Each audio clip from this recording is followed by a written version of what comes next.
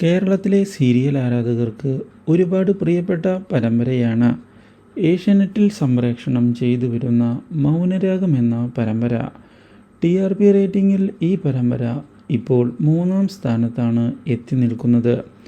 മാത്രവുമല്ല, ഇപ്പോൾ കല്യാണിക്ക് ഒരുപാട് ക്രിറ്റിസിസമാണ് പ്രേക്ഷകരുടെ ഭാഗത്ത് നിന്ന് ലഭിച്ചുകൊണ്ടിരിക്കുന്നത്.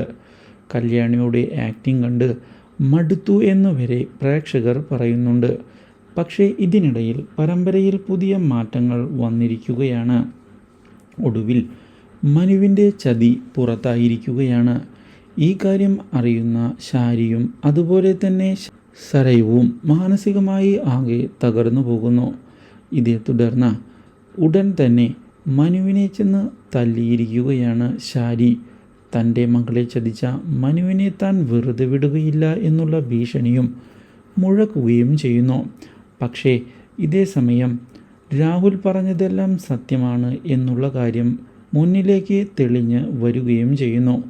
ഇതോടെ നമ്മുടെ സരയുവിൻ്റെ മാനസിക നില തെറ്റിയിരിക്കുകയാണ്. സരയുവിനെ ഉടൻ തന്നെ ഇതേ തുടർന്ന് ഹോസ്പിറ്റലിൽ എത്തിക്കേണ്ട അവസ്ഥയും വന്നെത്തുന്നു. കാര്യങ്ങൾ കൈവിട്ടു പോയതിനെ തുടർന്ന് മനുവുമാകെ നടുങ്ങി പോയിരിക്കുകയാണ്.